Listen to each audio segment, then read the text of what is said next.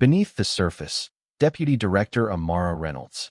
In a world where appearances deceive and assumptions can destroy careers, Deputy Director Amara Reynolds had mastered the art of being both invisible and unmistakable. For over 15 years, she had served in the FBI's counterterrorism division, navigating the shadows of global threats with composure and precision. Yet, on what should have been an ordinary evening flight out of Washington, D.C., Amara was about to uncover a conspiracy so deep it reached into the highest levels of government. The terminal at Reagan National Airport pulsed with its usual rhythm, rolling suitcases, scattered announcements, and the low hum of travelers eager to be elsewhere.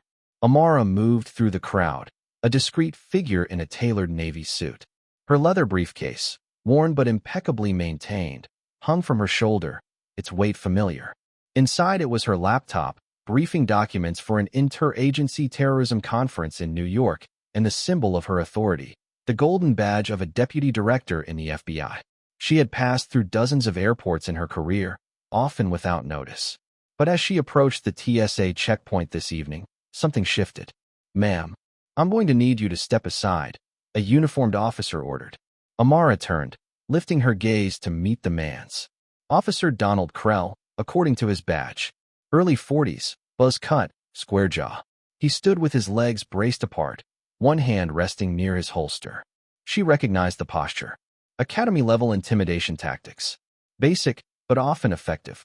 "Is there a problem?" she asked calmly. "Random security check," Krell replied. But his gaze lingered a beat too long on her dark skin. "Not random, then." Amara inhaled slowly. "I'm on the 6:15 flight to New York. My boarding time is in 20 minutes. Perhaps we can expedite this." He didn't answer immediately. His eyes dropped to her carry-on, Prada. His frown deepened. He took her identification and boarding pass with a deliberate slowness. "This says you're with the FBI," he said after a moment. "That's correct," she replied, keeping her tone even.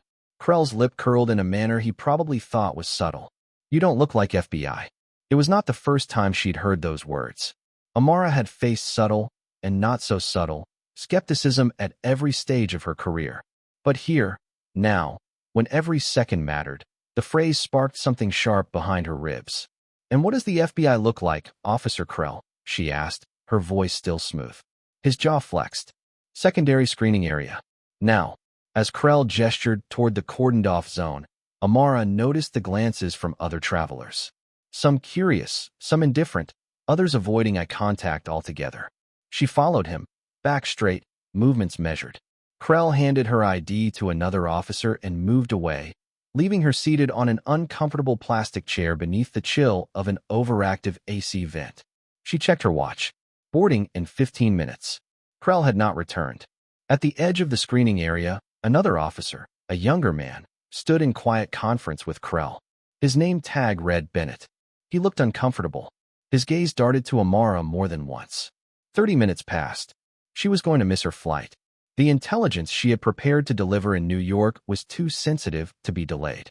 She contemplated calling Director Sullivan, her boss, her mentor, but the optics would be messy. Instead, she waited. When Officer Bennett approached, her credentials and phone in hand, his expression was contrite. "Deputy Director Reynolds," he said with newfound respect. "You've been cleared. The airline has held your flight. We apologize for the delay." Amara accepted her documents silently. "And Officer Krell?" she asked. "Speaking with our supervisor," Bennett replied. "You can follow up with him." "I will," she said. By the time she reached her seat in first class, Amara's mind was already refocusing. The champagne offered by the flight attendant tasted flat, but she accepted it, scanning her messages as the plane taxied.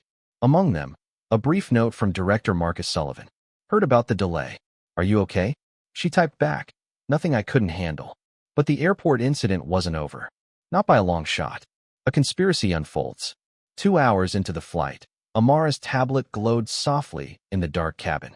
She reviewed her briefing notes, cross-checking intelligence on financial transfers that hinted at a network of terrorism funding linked to Eastern Europe. It was work she had done countless times before. But now, something wasn't adding up. Her phone vibrated with a secure message from Sullivan. "Arcturus file accessed. Unscheduled. Clearance was internal." Amara's blood ran cold.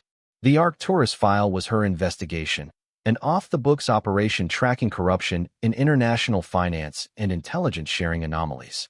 Very few people knew it existed. By who? She typed. Not on an open line, came Sullivan's reply. Her mind raced. If someone inside had breached Arcturus, they knew what she knew. And what she knew could get her killed. Landing in New York. At JFK, a bureau driver waited, Sullivan's man. Verified. Trusted, supposedly. Still, she sat silently in the back of the black SUV, scrolling through Officer Krell's personnel file on her tablet. There was nothing remarkable. A military history, a mediocre TSA career. But Amara had learned that the most dangerous people often left no footprints. Later, in her hotel suite, she performed a standard sweep for surveillance devices. Clear. She prepared her briefing, but her mind returned to Krell, to Arcturus, and to Sullivan's warning. Then came a note, slipped under her door while she was in the shower. Not everyone at tomorrow's briefing is who they claim to be. Trust Sullivan at your peril. The handwriting was neat. No other clue. Amara held it between gloved fingers. She knew better than to dismiss anonymous warnings. A meeting in the shadows. The interagency briefing was routine on the surface. 26 officials from 13 agencies. Sullivan introduced her with professional formality. Amara presented her findings, careful to leave out the most damning connections. She watched faces as she spoke. Most nodded politely. A few exchanged glances at key moments. One of them was CIA Officer Grant Delaney. After the meeting, Delaney approached. Impressive analysis, Deputy Director. We should talk more. Perhaps tonight, at the hotel bar? Amara accepted his card without comment. Handwritten beneath his title was a note. 7:00 p.m. Come alone. The handwriting matched the note from her room. A dangerous game. At 7 p.m., Amara found Delaney at the hotel bar. He ordered whiskey. She sipped water. You're asking dangerous questions, he said. I've heard that, she replied. Delaney leaned in. Arcturus is the tip of something larger. You've been flagged. They think you're a problem. They? He gave a thin smile. People who don't wear masks. They wear badges. He offered a small device. Evidence. But you'll need to see it elsewhere. Not here. 10 minutes later, in an alley behind the hotel, Amara followed Delaney to a CIA safe house. Inside, he showed her files. Offshore accounts. Government officials, including her own Deputy Director Hargrove, receiving covert payments. Incriminating evidence tying them to compromised intelligence channels. And Sullivan? She asked. He's been running his own investigation, Delaney said. But someone's gotten close to him. He's either compromised, or he's next. Amara took the encrypted data Delaney offered, promising nothing except to verify it herself. Betrayal confirmed. The next morning, Amara received an urgent summons to the FBI's New York field office. Sullivan greeted her. Hargrove was there too. We need to talk about Delaney, Hargrove said. He's dead. The photos on the table showed Amara and Delaney entering the alley. Nothing afterward. You were the last to see him alive, Hargrove pressed. Amara's mind raced. They were setting her up. Minutes later, she was placed on administrative leave. Sullivan said it was temporary. Hargrove invoked Protocol 27B. She handed over her badge, but insisted on formal documentation and Inspector General oversight. As she prepared to leave, Sullivan's warning chilled her. Trust no one. Escalation. The agent assigned to escort her, Scott Novak, tried to take her to the basement level.